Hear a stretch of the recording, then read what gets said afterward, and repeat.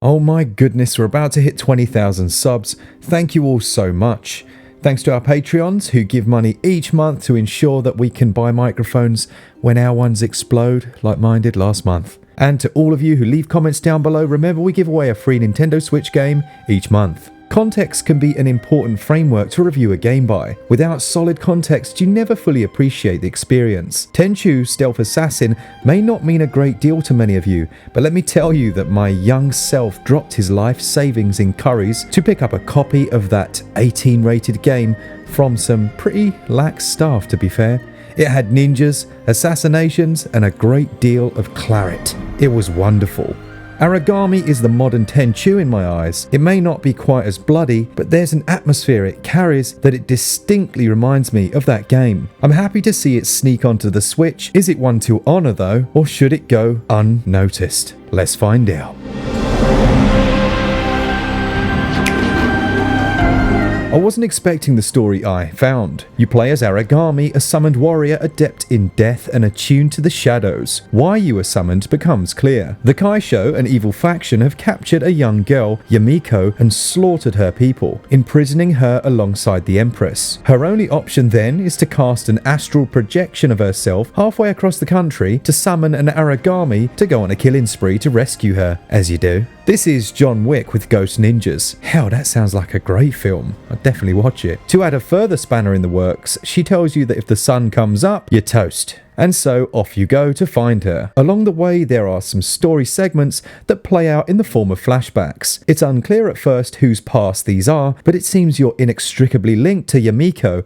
But as the tale progresses, you begin to learn more about Aragami himself and his part in these proceedings. Travelling throughout the levels, I enjoyed the way story was bolstered through conversations between guards. It's a very simple thing to do and it's been done before, but one that makes the inevitable choice between playing with or without killing more impactful.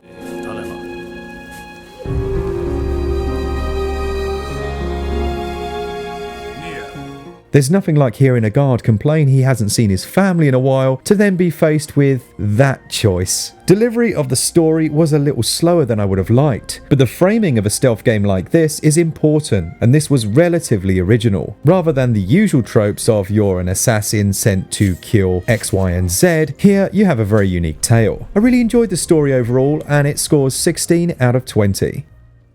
If the controls are poor on a stealth game, you might as well stop playing it, but thankfully they are good with Aragami. You control the character with the left stick, looking around with the right, and the Y is your main button for quietly suggesting a guard take a permanent nap.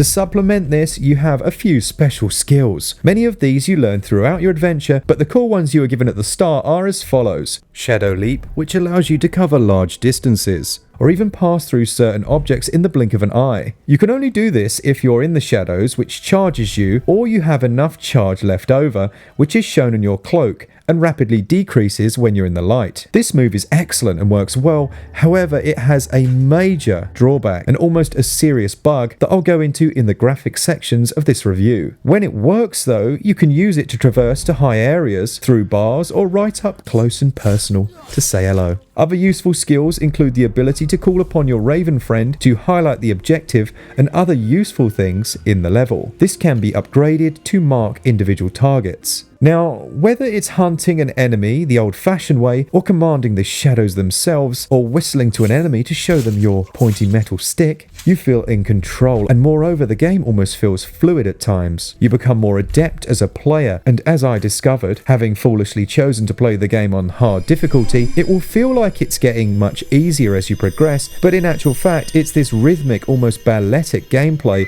that begins to shape your experience as you improve. It feels really good.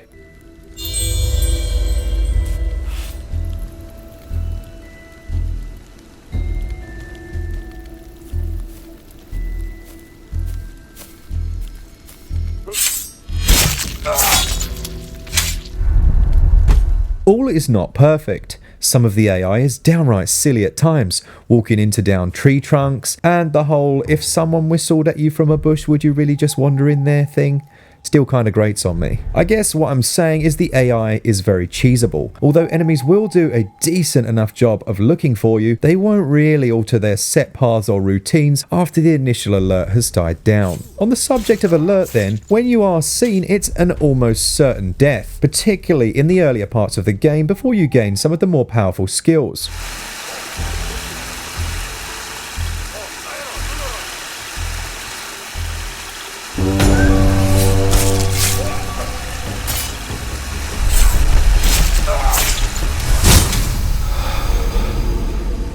There's no option to go in all guns blazing at all. This is stealth or nothing, as in one hit and you're dead. You can, when more adept, escape from being discovered, but it takes cat-like fight or flight reactions, which the game does help with to a degree by slowing time for a few split seconds. The handy "I've been spotted" indicator is also pretty useful. What keeps the game so compelling for me is the scoring system and rewards. At the end of the level, you're graded on everything, from the amount of times you were spotted to the number of kills or not you have achieved. Much like the Silent Assassin perk in the Hitman games, you can be rewarded for going full ninja and completing the game without ever taking a life. Like me, you might take a more Terminator 2000 approach and are equally rewarded for eradicating all human life. Falling somewhere in between will net you less prestige, which is good because it allows for perfection through either avenue. The game does have several invisible checkpoints, meaning a death won't always mean going all the way back to the start of a stage, but these can be very far apart, which is a good thing in my opinion. You have to be methodical playing the game, and only when you get into that Jedi-like rhythm will your risks begin to pay off.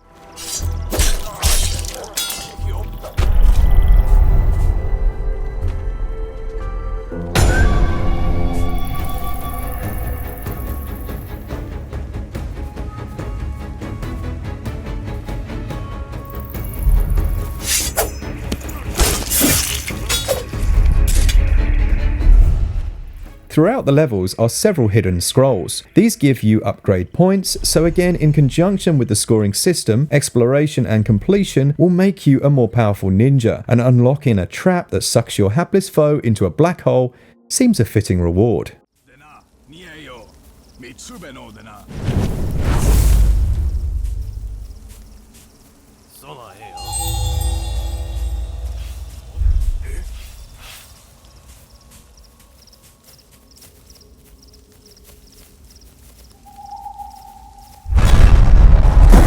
Gameplay scores 18 out of 20. Unsurprisingly, the Switch version of Aragami is the worst on any platform visually. That's disappointing. That's not to say that it looks bad, because there are some nice touches here and there. I mentioned though earlier that there is a real issue that we need to discuss, and that is the shadows. Now, in a game that revolves around skills that use shadows, the draw distance of these is way too low. From a distance, you may actually see no shadow at all. So how do you plan where you're gonna go? Okay, so I can shadow leap to that point. Well, I can't see a shadow. As I get there, the shadow kind of forms around me.